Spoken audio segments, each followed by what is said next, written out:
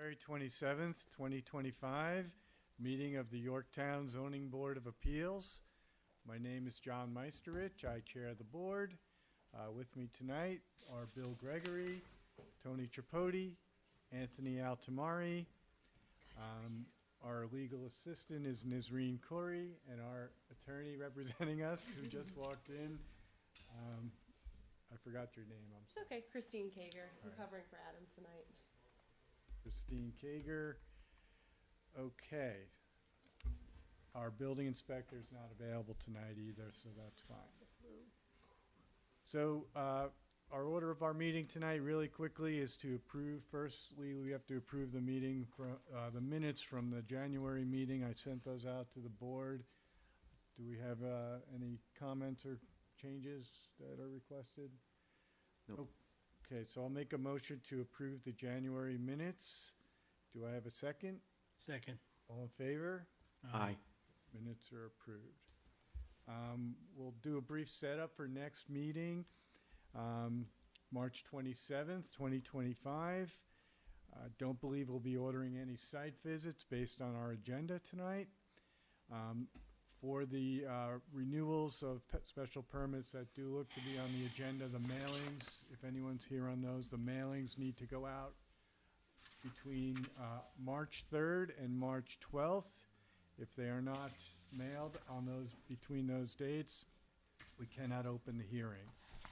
Nizreen, of course, can help with the logistics of what you need to do, but you need to put signs on the property, certificate of mailing, which is the white receipt from the post office, and a copy of the notice that are mailed to the neighbors. Okay. So moving to our new business for tonight, which will be hearings for next month generally, we have News Home. Okay, so this is an application for a renewal of a special permit for a professional office space per section 300-76 of the Town of Yorktown zoning code. So this is a renewal, so we will not do a site visit. I will just mark this down, I'll refer this to the building department and mark this down for a public hearing on March 27th. Do I have a second? Second. All in favor? Aye. Okay. Davis. This is an application for a renewal of a special use permit for a daycare center facility per section 300-52 of the Town of Yorktown zoning code. Again, since this is a renewal, we will not conduct a site visit. I will refer this to the building department and set this down for a public hearing on March 27th. Do I have a second? Second. All in favor? Aye. Aye. Okay. So moving on to the adjourned agenda, we have Damiano that continues to be adjourned. It's an accessory apartment. Vellucci was here last month on a issue with a variance. There was an accessory apartment, and we had seen a deck on that that was unclear whether a variance was required, but the applicant has withdrawn the application for the deck, so no variance will be required. So we can remove that one for next month also. Peugeot Reale, which is a daycare center. Is anyone here on that? So that one is in front of the planning board, and we told them to come back to us once they've solidified any potential plans with the planning board. So we will continue to keep that one adjourned. Okay. Moving on, Pan Bar Realty. Is anyone here on that? Since it's a bit early, I don't know that they're here yet, or if they're going to show up. I assume they will. Second call. Yeah. So we'll go to the next item, which is Teatown Lake Reservation. I see some people are here from Teatown. So this is an application for an appeal seeking a variance from the Town of Yorktown's Chapter 130-2A, subsection 9, which mandates the installation of a sprinkler system in new buildings classified as Educational Group E. The applicant requests an exemption from the sprinkler system requirement as outlined in section 130-2A9 of the town zoning code. So just a quick comment. We opened this hearing a month ago, but the T-Town team was in front of the planning board, so we didn't really do much. You know, we didn't read any memos or do anything. So I believe that you've kind of done the process with the planning board and you're here. So we're pretty much starting from square one here, I guess, as far as our application. So you can get up and just take us through what the application is and briefly describe, you know, what you're going for and why. Okay. And then I'll read some memos, maybe not all the memos because they're very long, some of them, but I'll read some of the memos and we can deliberate from there. All right, thank you. My name is Eric Bunge. I'm a founding partner of N Architects, the firm retained by Teton Lake Reservation, our client. So I'm here on behalf of our client. And with me is also Mark Gratz and Alan Sorkin from Teton. So we are seeking relief from the Teton Code Article 1, Chapter 130-2. And we would like to argue that we are meeting the intent of the code or exceeding it, as well as that this is a unique condition, a unique case. As you know, since we last met you, we've had conversations with the Fire Bureau and the Planning Board and the Building Department, all three of which have submitted letters in support of our seeking relief. I'm happy to go through our argument. So basically, you know, just there is, I'll just maybe summarize it for the audience or anyone who would be watching. There are grounds to request a variance for this law, and they're spelled out within the law. And what you are using as your grounds for appeal are that it's unnecessary in light of viable alternatives which meet the intended objective of the article. Correct. So I'm stating that actually for all of us because we get into hardship and cost and things like that, but basically, you know, this is your appeal. It's unnecessary because of the design and, That's right. and the alternative. So you know, can elaborate on that Sure. aspect of it, other aspects, you know, cost and, you know, that really you can, but that's not really what your appeal is. That's right. Thank you. So I'll describe the building, its size, its physical properties, the way people inhabit it and egress from it, the materials, as well as the maintenance and operations of the building. So first of all, the building is a modest size, 5,920 square feet, well under the 12,000 square feet minimum threshold per New York State Code. It's on one story only, again, well under the maximum height and the 2 stories available to us for a non-sprinklered building. And its function is education. Nobody sleeps there overnight, not even animals, as far as I understand. Now, the building is built of non-combustible construction, so it's type 2B, unprotected, non-sprinklered. It's a concrete composite steel metal deck on steel columns on a structural concrete slab, so it's completely non-combustible. Again, it doesn't have to be per New York State Code, so it greatly exceeds that threshold. All materials are Class A fire resistance, 0 to no flame spread or smoke development, and partitions inside the building, which don't have to be rated under this, have a minimum 1 hour fire separation between rooms, with the exception of, well, there's 3 classrooms. Classrooms 2 and 3 have a 2-hour fire rating. Now, that describes the physical aspects of the building. So the building's occupancy is 185 people, plus some folks on the roof, still well below the threshold of 300. And there are excessive means of egress because the building is all on the same level. So we have the 2 primary entrances, which are the 2 required means of egress. But in addition, each classroom has direct access to the outside. And I want to point out that through the many months of our conversations with you and the Fire Bureau and the Planning Department, the building's gotten better and safer. So I think this article has helped make a safer building and a safer community. So we have now made all those doors official egress doors from each classroom. We were asked to make one of the window in the storage room, which is also used by some of the teachers sometimes to meet, to make that an operable window that the fire department could then use to extract people. So that describes how people move in and out of the building. No one sleeps there. In terms of operations, there's a fire alarm that notifies the occupants as well as the local fire department. And we have fire extinguishers, also improved since our conversation with all these folks. So one per classroom. And T-Town staff operate the building, teachers. They are trained in the use of the fire extinguishers. And fire alarm and extinguishers are maintained on a regular basis. So that describes how people can evacuate, from the building. In addition, the building is served by the fire department, has access, and we can expand on this.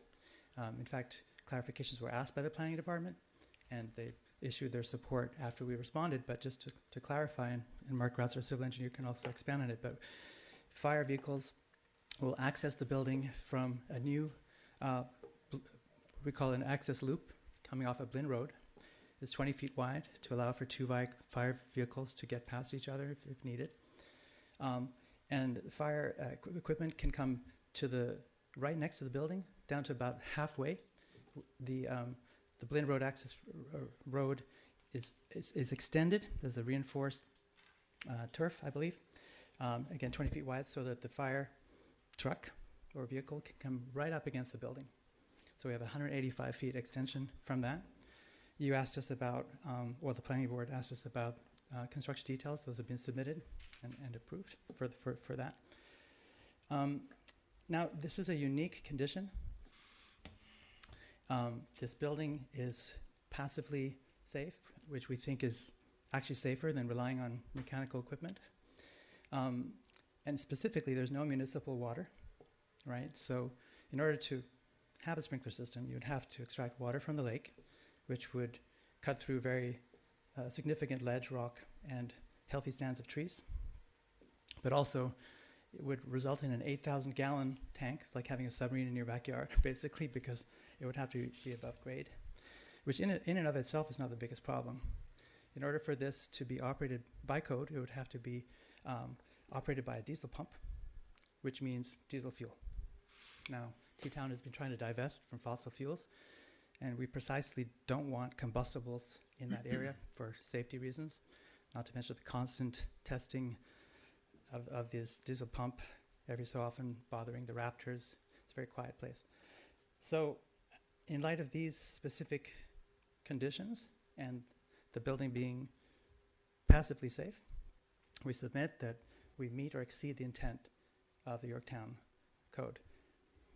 In addition to all of this, T-Town has agreed to place a dry hydrant about 0.4 miles west of T-Town in a location that was reviewed and approved by the Fire Bureau because of its low elevation relative to the lake, the depth or the bathymetry of that lake, and other conditions that are optimal. So this dry hydrant will serve the community. So it's another wonderful outcome from this conversation. It will serve the entire T-Town campus, but also the community. Thank you. So, in support of your statement, I also have a memo from you here, and it's about 15 pages long, which thankfully I'm not even probably capable of reading out loud. So it does have a great amount of detail in terms of materials, fire ratings, technical parameters, and I just want to state for that it's in the record. Again, I don't have the ability to, go through each and every construction detail. It's not a building plan. It's a memo in support of why these materials are superior to, standard building materials in terms of fire safety. So anyone have questions on the memo or anything? I had a question, with the hardship or whatever we're saying is with the diesel generator, what basis were there hydraulic calculations? Like, where'd you come up with the 8,000 gallons, a diesel generator as opposed to a fire pump that may run off of a 220? I'm sure there's a 200 amp service there. Right. Where did that all? I like the idea of the dry hydrant for the community, but just Sure. not that that's like there's other reasons why it seems you're requesting the variance, but Right. it doesn't sound like you're completely hanging your hat on this diesel, the No. storage tank, the 8,000 gallons, and the fire pump. Yeah, no, we submit that the passive safety is the argument, but we're describing what would happen if this were not to be approved. We've retained the services of a mechanical, electrical, and plumbing engineer called OLA Consultants, and they're actually nearby. It was their job to research the code requirements for this sprinkler system. By code, unfortunately, an electric service would not be allowed because of its unreliability. So it had to be a diesel pump. Okay. I don't have the specific codes, it's not my discipline, but this was thoroughly researched. So you'd have to have a backup generator to run the fire pump No, a diesel. in the event, Well, which would be diesel. I mean, or it would be. yes, Yeah. that's right. It's an actual diesel pump, but yeah, that's right. Similar. The first floor, that is at ground level, correct? Correct. So egress would be directly outside. Correct. Yeah, there's only one floor. Now, you mentioned there's 3 classrooms and there's a fire extinguisher in each classroom. Each classroom Are there any in the other areas on that Yes. first floor? near the exits. Near the exits? Yeah, so each room, each habitable room has a fire extinguisher. Okay. So I Thank you. have a few memos that I will read here from various agencies that we referred this to. The first one is a memo dated January 17th, 2025 from the Bureau of Fire Prevention, Jason Swart. I will read it. It says, on Monday, January 13th, 2025, the Bureau of Fire Prevention met to discuss the request for a variance from the town code requirement for fire sprinklers in their proposed Environment Education Center. After months of discussion and careful consideration, the BFP has decided to support the request for the variance. The decision was not an easy one and is no way setting a precedent for future requests. Many unique factors and the complete cooperation of the applicant led to our decision. The factors that led to our decision are as follows. The applicant has agreed to install a dry hydrant to aid in securing reliable water source for fire suppression operations. The Yorktown Heights Fire District and the applicant have been discussing the location. The building is being designed to exceed the minimum code requirements. This includes finishes that exceed the minimum flame spread and thermal conductivity, increasing the size and number of egress means, increasing the number of fire extinguishers, installation of a more than compliant fire alarm system, decreasing the maximum occupancy limit, and decreasing the height and size of the structure. The applicant has, number 3, the applicant has increased the ability for fire apparatus to access all locations on the T-Town campus. Number 4, the applicant will work with the YHFD to better develop pre-plans for fire department operations. Number 5, the applicant will provide fire safety and fire extinguisher training to all employees. Number 6, the BFP took into account the extreme challenges with establishing an adequate water supply to provide for a functional fire sprinkler system. Number 7, the BFP took into account that the applicant is a nonprofit organization that provides an invaluable resource to the residents of the town. Number 8, the new education facility will be a far safer facility from some of the current locations used. Number 9, the applicant will not need to seek a state variance as fire sprinklers are not required by state building codes. In conclusion, the Board of Fire Prevention feels that the applicant has gone above and beyond in pleading their case for this variance. Again, the BFP has taken almost 3 months of discussion to come to this conclusion and did not come to it lightly. Had the applicant been a for-profit or this had been a residential or hazardous facility, the BFP would have not even considered the variance. Please feel free to contact the BFP with questions. Okay. I have a memo from the building inspector dated January 17th, 2025, from Steve Frayetta. With regards to the applicant seeking a relief from the Town Code 130-2 for mandatory use of a sprinkler system in a new building, it should be noted that the 2020 New York State Building Code classifies this building as type 2B construction, which means it will be built with non-combustible materials. The proposed use of this building is classified as Educational Group E as per the building code. As we look to section 903.2.3 of the building code that governs when a sprinkler system is required for educational occupancies, it states the following. An automatic sprinkler shall be provided for Group E occupancies as follows. Number 1, throughout all Group E fire areas greater than 12,000 square feet in area. Number 2, the Group E fire area is located on a floor other than a level exit discharge serving such occupancies. Exception, in a building where every classroom has not fewer than one exterior exit door at ground level, an automatic sprinkler is not required in any area below the lowest level of exit discharge serving that area. Number 3, the Group B fire area has an occupant load of 300 or more. Looking at the first requirement, the plan submitted indicate a total area of 5,920 square feet of building area. This is well below the 12,000 square foot threshold required for a sprinkler system. The second requirement is for multi-story building. This is a single-story building with each classroom having an exit directly to the exterior. Therefore, no sprinkler system is required. The third requirement does not apply for the occupant load of 185 persons. As for the storage classification of the building is well below the threshold of the requirements to install a sprinkler system per the New York State Building Code.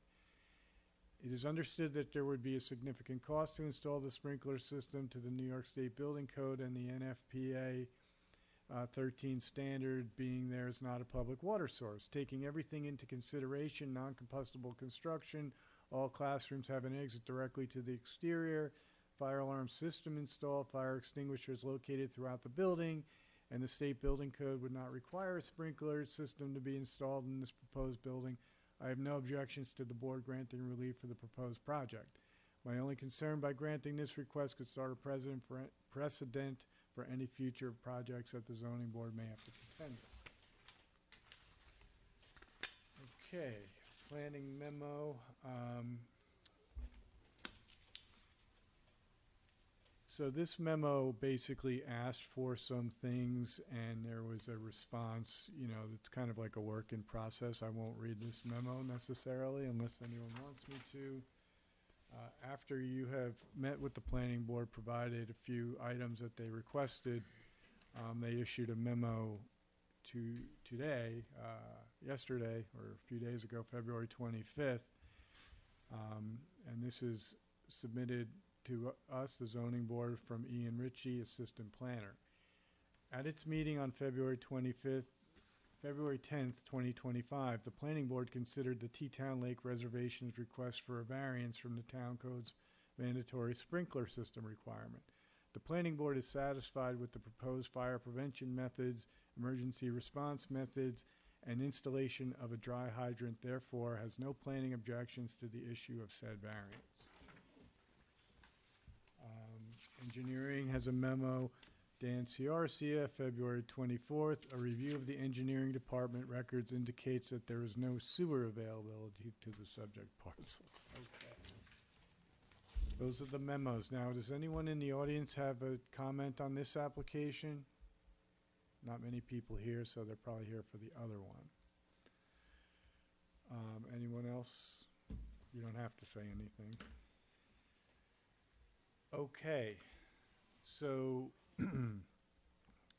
I guess given all that, I mean, I'm a little concerned with certain things in some of the memos. Particularly the Fire Prevention Board memo has many things that say, you know, that speak to hardship, I suppose. And I think that what I stated earlier was that this is really a variance application to say a sprinkler is not necessary. And the purpose of a sprinkler is to basically, you know, more quickly put out a fire than a fire department could, I guess is what I would say. And why would you want to do that? To protect property and people and things like that. So within the memo, you know, whether it's a nonprofit or anything else really is not germane to any of that argument. But it does specifically say that the building is designed to exceed the minimum code requirements and the flame spread, and that many things were agreed to that satisfied or improved the situation as far as the Fire Prevention Bureau was concerned.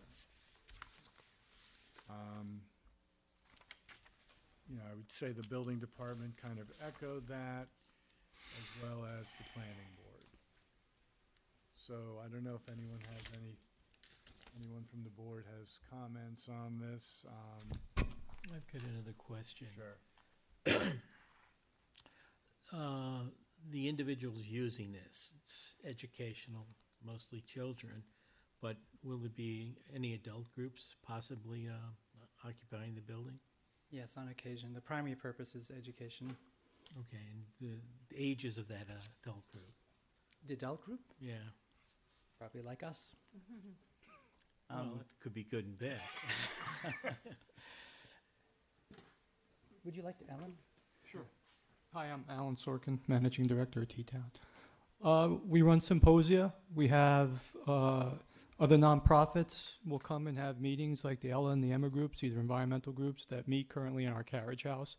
And so we may use, there's a wonderful public space that's planned if the plans are approved. And so these things happen maybe one meeting a month, maybe a little less, but that's typically the amount of density in terms of these types of events that we have. What hours are these procedures going to be conducted? Typically, if it's an evening event, it's from 5:30, ending by 7:30. Doesn't go much later than that. Thank you. So, you know, there's a couple things I guess that cross my mind on this. Is one is, if we said no, you know, all of this extra design does not have to happen, right?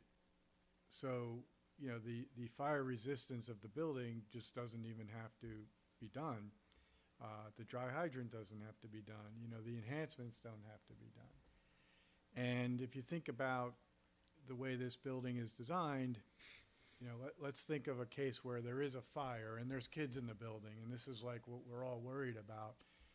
You know, it does not seem to me that anyone would not be able to get out of this building within about, 2 minutes, right, or less. Seconds. I mean, it's basically open to Yeah. the outside. And when you think about classrooms and buildings and fires, like, you're worried people are stuck and trapped on some high floor and there's stairs and, and they can't get out. This building isn't really, there's no character like that in this building. The other thing is, even a sprinkler requires a fire to turn it on, right? So, This fire pump's not going to turn on. The whole I mean, the system, actual heat right. from the fire is what triggers the sprinkler from coming Yep. on. So, we would hope that by then everybody would be out of the, you don't just wait, okay, well, let's wait for the sprinkler to rain down on us to put the fire out. So, Well, I think also it's to provide time for the fire department to respond is really, Well, and I that's- think that's yeah. that's what I was getting at with the gallons of storage and how long was that, at 500 GPM or whatever calculation that OLA was using to come up with that math. well, I mean, that you- would help. Again, to your point, I don't think it's the hardship. You're basically, the structure, the egress, is really what. yeah, I mean, I don't mean to be like, dismissive of the property damage, but, you know, this is their property in an isolated building. You know, in a sense, the owner is taking the risk on the property that it could have been maybe less damage if there was a sprinkler, you know, potentially, right? I don't even know if that's the case.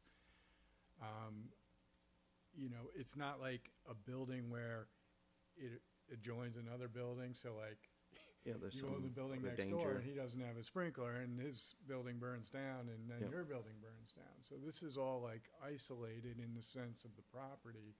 So personally, I'm more concerned with the occupants, you know, and whether this building would be, you know, in some way improved with a sprinkler as far as the safety of people. I don't personally see that.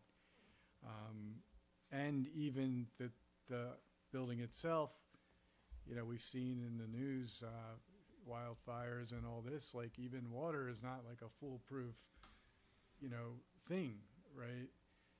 If you have mechanical systems that are responsible to provide water to the sprinklers, you know, that's not all foolproof either. And that buildings that were designed to be fire resistant actually fared far better in, you know, in the wildfires. Not that that is totally germane to here, but, you know, it shows that the design, you know, is more foolproof than delivering water somewhere. How many fire alarms will be on the premises and where will they be located? It's a fire alarm system. So do you mean beyond the education center? No, within the education system. Is it a monitored system or is Yes, it's monitored it and a central station?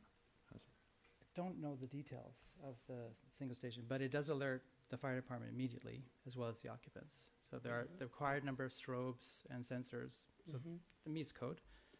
It's one fire alarm system. So it's sensors that will trigger the Yes, of alarm. course. And those just meet New York State code in terms of their placement. Any other comments on this?